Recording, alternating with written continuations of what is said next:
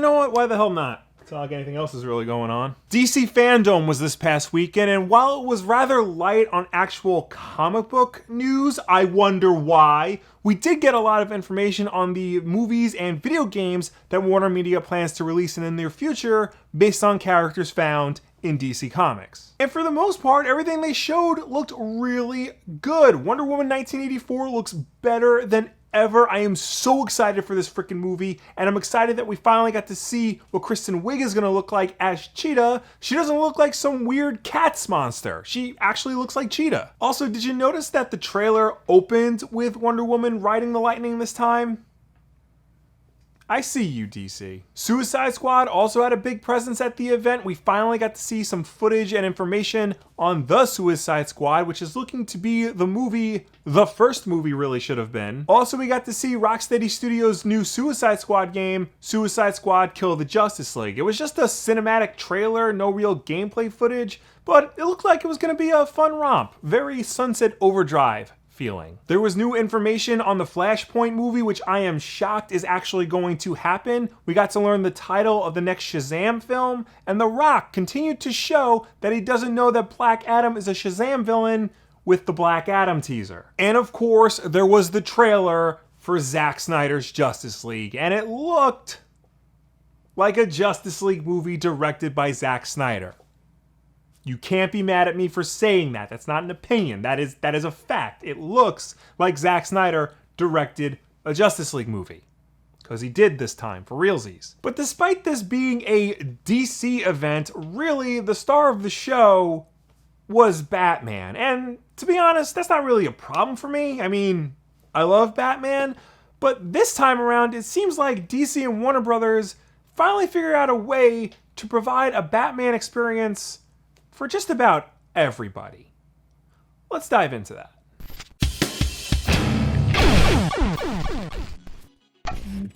So right out of the gate, we got to see Gotham Knights, the new Batman video game being developed by WB Montreal, which I have been following, kind of similar to how Charlie from Always Sunny followed the Pepe Sylvia case. But we didn't just get a cinematic trailer, we also got some gameplay footage as well, really showcasing how this game is going to be very different from all the other Batman games we've gotten in recent years. Now on the surface, this game looks very similar to the Batman Arkham games that Rocksteady has been making. Similar style combat, an open world Gotham to explore, but the more you look at it, the more little differences start to crop up to make Gotham Knights really its own thing. For one thing, they didn't show off any Predator-style mechanics like in the Arkham games. Just Robin sneaking up behind a guy, no real stealth focus in this trailer. And there seems to be a greater emphasis on RPG elements in this game, like numbers appearing after you beat up a villain, and even the developers saying that bosses will level up with you to keep pace. There's also going to be a greater emphasis on co-op. Now you can play the entire game in single player mode, which is good because I intend to do that. But from the get-go, you can play the entire campaign with a friend. This can lead to a lot of very interesting, very diverse styles of gameplay. But the big thing about this game is its story. It's not called Batman Gotham Knights, it's just called Gotham Knights because Batman is not the focus of this game. Nightwing, Robin, Red Hood, and Batgirl are the focus and the player characters. Each character has different abilities and will play slightly different from one another. This alone will go a long way to shaking up the formula of a Batman game along with the other changes they're making. I really like this because it's a small yet significant step towards highlighting the other members of the Bat family, really showcasing their importance to the overall mythology and just how much they can hold their own. And if we're being honest, Batman probably is not dead in this game. He's probably just deep undercover in the Court of Owls, or he's in hiding somewhere. I highly doubt they actually went ahead and killed off Batman in their Batman game. Unless they actually did. Also, no, this game is not following the Arkham series. It's its own thing, set in its own universe. The developers have confirmed that, so please stop tweeting me about this. And please stop tweeting me that Tim Drake is Robin in this game. Yes, I already know that. I corrected myself already, so please get off my back. It is amazing how much more excited I get for a game learning that Tim is Robin and not Damian Wayne. Moving away from the world of video games for a minute and stepping into the world of Oh wow, comics! We're gonna get a new Batman comic written by Academy Award-winning writer John Ridley. This new story doesn't have a name yet, but it will be a 4-issue miniseries illustrated by Nick Darrington. It will focus on the family of Lucius Fox, and in particular his son Luke, who's already the vigilante known as Batwing, but who might actually be upgraded to the title of Batman himself. And it looks like this story is actually going to be in continuity and will follow the events of Joker War. We're gonna learn more about this in September during the second DC FanDome, which will be more comics focused. And you're all gonna tune into that one, right? I am totally on board with something like this. The idea of Batman being a person of color has sort of fascinated and interested me for a while now. Sure, you could do the easy thing and just make Batman not white, but to do it properly, there are a lot of specifics that you would really need to get into. Like, oh, I don't know, how the police department will probably have a different relationship with a black Batman than they currently do with a white Batman. Just saying. Either way, this is definitely something to look forward to. If all goes well, this could be a major turning point, not just for the Batman comics, but the entire DC universe. And lastly, we have the real stars of the show, the movies. Ben Affleck is confirmed to be back for Zack Snyder's Justice League, but he's also been confirmed to appear in the upcoming Flashpoint movie, as is, possibly maybe still a rumor, but looks like it's probably gonna happen, Michael Keaton.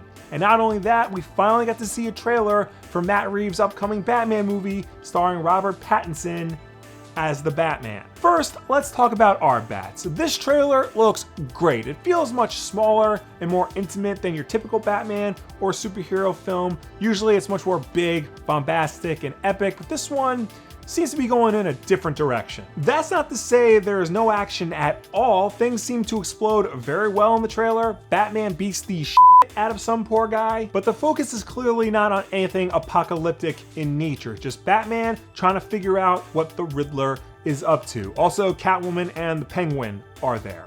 If there's any character who can pull off this much smaller, more intimate style of storytelling, it's definitely Batman. And of course, this is the first we've seen of Pattinson's Batman, and he nails it. The posture, the movement. Seeing him beat up that dude in one shot with no cuts really shows that he has the physicality and the agility that the character needs. And if you ask me, his voice sounds great. It's nice to hear a live-action Batman not resort to using technology to change his voice. It sounds perfectly fine on its own. I'm vengeance. Over in the Snyderverse, however, we finally got to see the first full trailer for Zack Snyder's Justice League, and in it, we got to see the return of Ben Affleck's Batman. Kinda. Admittedly, this was more about showing how Justice League has changed now that Zack is back, but to be fair, it does look like a completely different movie. The color palette is different, it matches Zack Snyder's other Justice League films, much more steely gray and blue overall. It showcased new scenes and character designs that weren't part of the theatrical cut, and there's more of that frame rate manipulation that Zack Snyder has been famous for. We don't get to see too much of Batman in this, but what we do see seems to feel more in line with how he was at the end of BVS. Someone who genuinely wants to do good in the world and not let his mania get the better of him. And plus, at the end of the trailer, Ben Affleck gets to use his natural Batman voice unaltered, and it sounds great. It's just more proof that I was right and Batman doesn't need technology to mask his voice. He's never fought us. Not us united. And of course, there was Flashpoint talks. Ben Affleck is coming back for it. Michael Keaton definitely, maybe, we don't know yet, is coming back for it. But there wasn't a whole lot of new information about Flashpoint aside from this piece of concept art.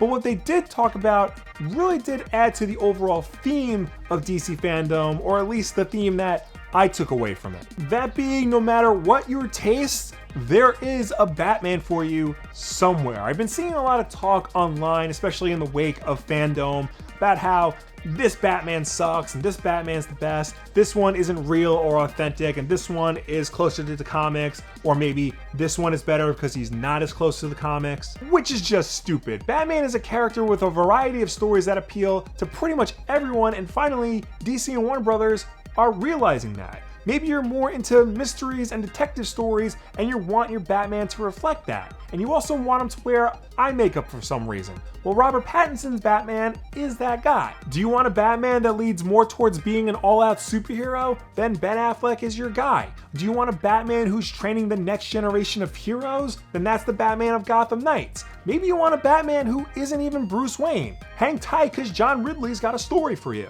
And no matter what age you are, DC seems to have you covered. I wouldn't say take an 8-year-old to go see the Batman because it seems to be skewing towards a much older demographic. However, everybody looks like a Fortnite action figure in Gotham Knights, so maybe share that with your 8-year-old. But of course, make sure your 8-year-old doesn't see Justice League. Oh no, that's a serious movie for serious adults. That happens to feature aliens and time travel and robots and a guy who can talk to fish. Very serious stuff.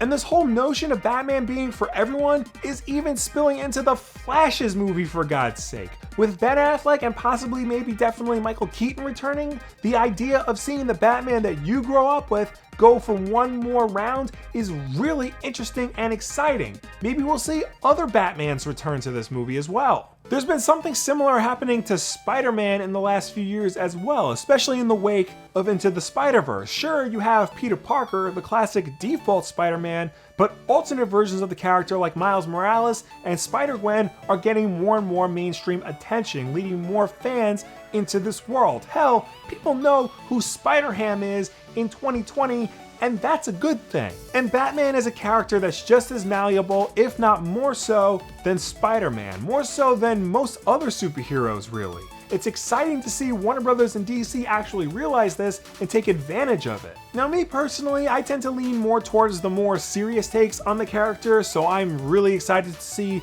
the Batman. But I'm also super into the family dynamic of the character with all his different partners and teammates, so Gotham Knights is definitely going to be a day one purchase for me. But of course, I'm going to check all of these out because, well, I just simply fucking love Batman. I really do. Even when I think he's been done wrong. I mean, I own Batman and Robin on Blu-ray, so I'm gonna see all of this stuff at least once. Because even when things feel out of whack, the core of the character should still be able to shine through and present us with a worthwhile story. That's why I follow Batman as much as I do. Hell, I think that's why we all follow the superheroes that we like the most. Because no matter who is interpreting the character, ultimately if they get the core of him or her right, you will be in for a worthwhile experience. We're seeing them do this with Batman, especially in the wake of FanDome, and hopefully this means DC and Marvel will do this more with their other characters as well. But how about you? Are you excited for all these different Batmans, Batmen? Which one are you the most excited for, and what superhero do you think should get this treatment next? Let me know down below or anywhere on the internet. This is usually the part of the video where I tell you when to catch our new videos, but we're gonna be going through sort of a restructuring, rescheduling, I guess you wanna call it. So subscribe to stay tuned for all that. Like this video if you liked it, and share with a friend who just likes Batman, or comic books in general. Thank you all for watching. I'll see you around.